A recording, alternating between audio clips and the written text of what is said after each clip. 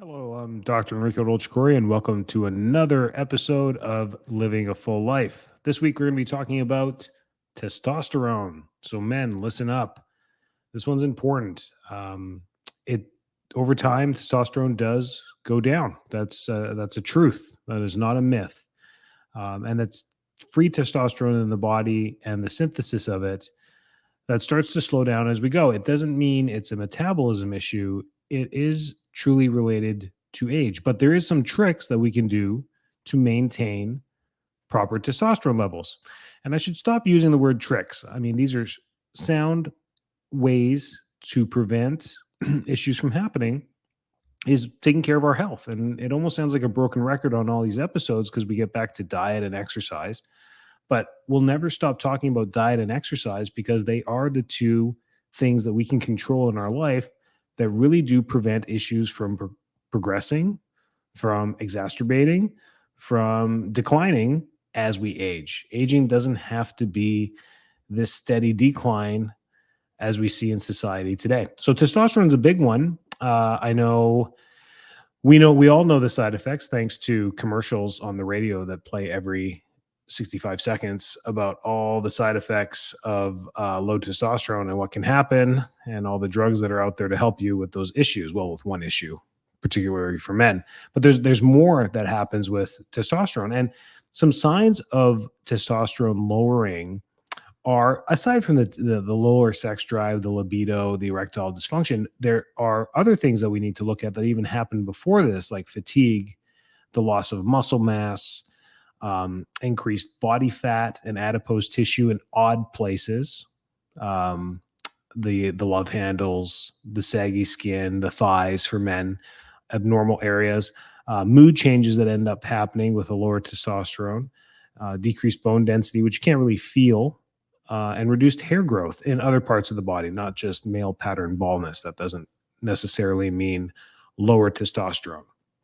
So those are the most common side effects that we see from low testosterone, as it's called. But really, this podcast is about the good stuff. What can we do to help prevent the loss of testosterone in the body, the decline of it? And again, like we said, broken record on the things that we can do when it comes to testosterone.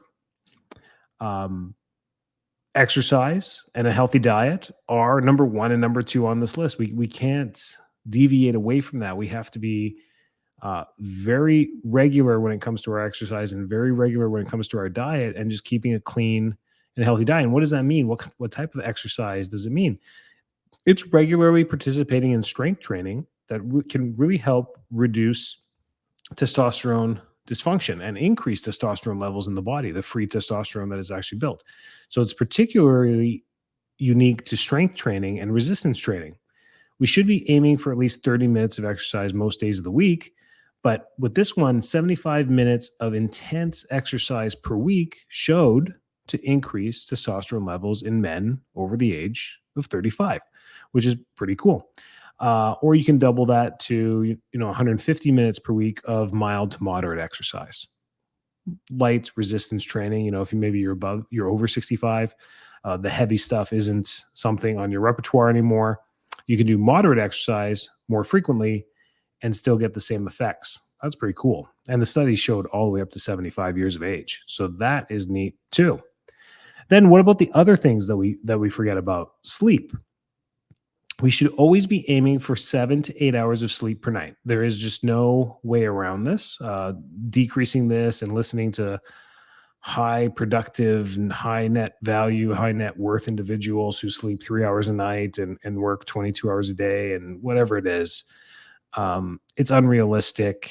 It does have an effect on our endocrine system, our hormone system. And a big part of our hormone system is the thyroid that controls it, and the cascade to the testosterone as well.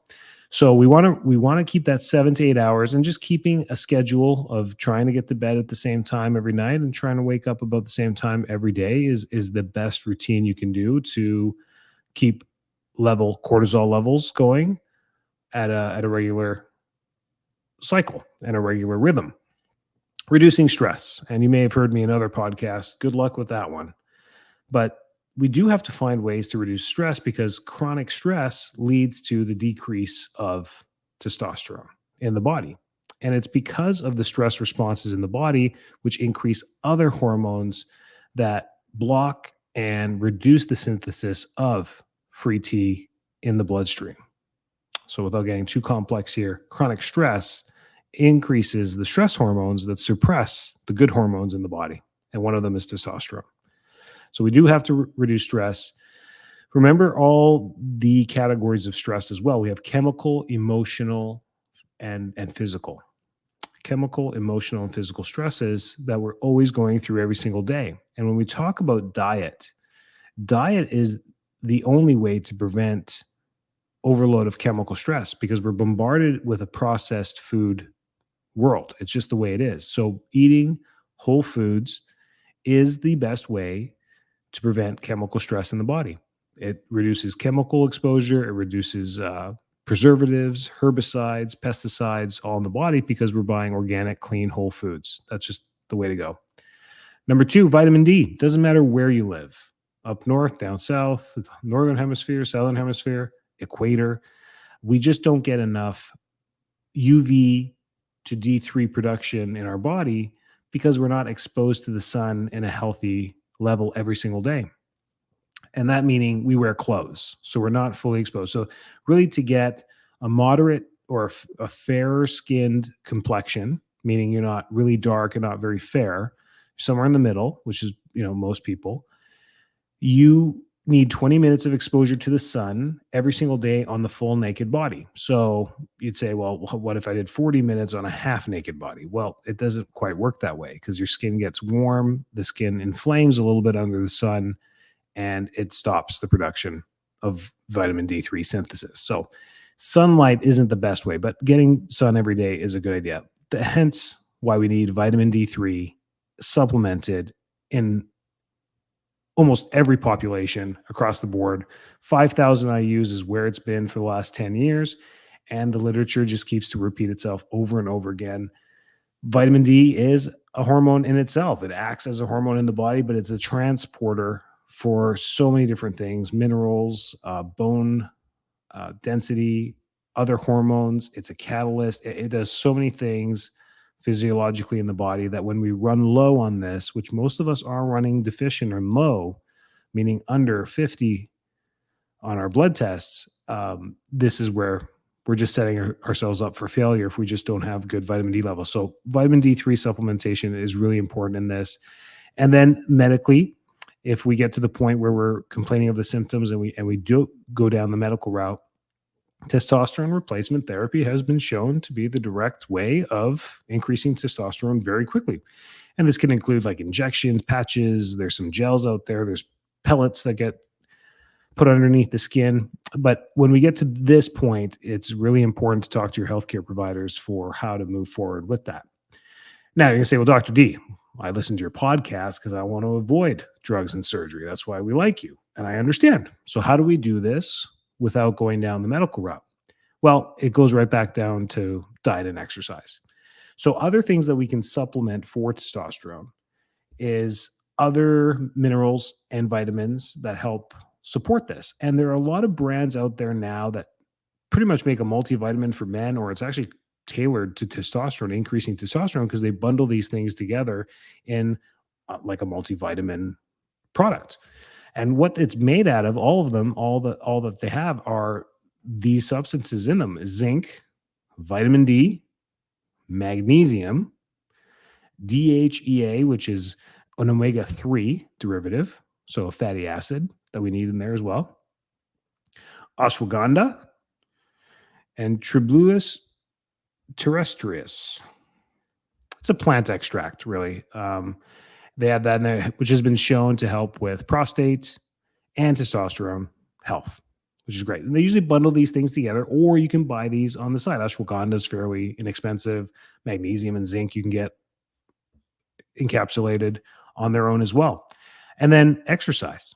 I know it sounds like a broken record, but the reason why testosterone starts to decline after the age of 40 is because the amount of physical work that we do decreases. You got to think about this.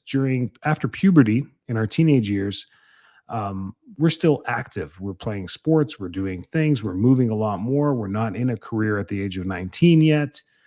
And then things start to decline after that as we become more sedentary. So it's really important to continue playing the sports that you love, to continue going to the gym and lifting and you doing resistance training. Um, if you have a sedentary career, it's just the way it is.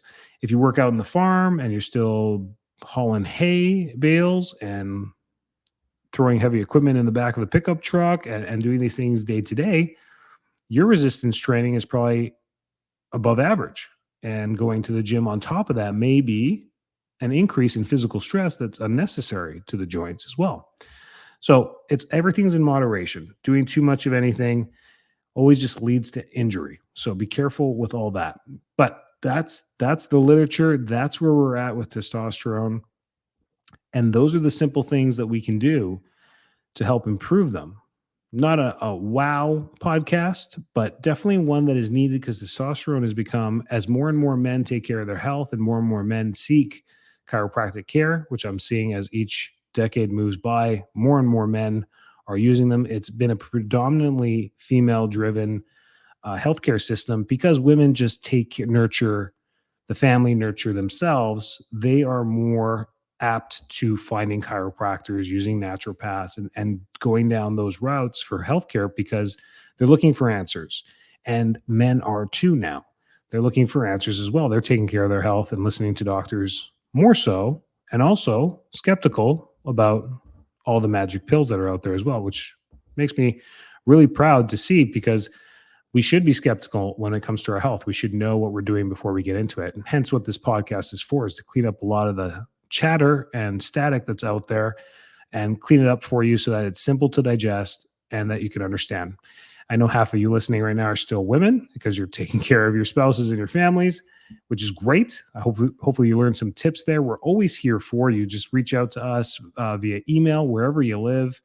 We help people through functional medicine anywhere. It can all be done virtually now. Blood work can be done at any lab in any country, in any city, in any state. So we can help you if you need help, or if you need help getting connected to a network of doctors in your area.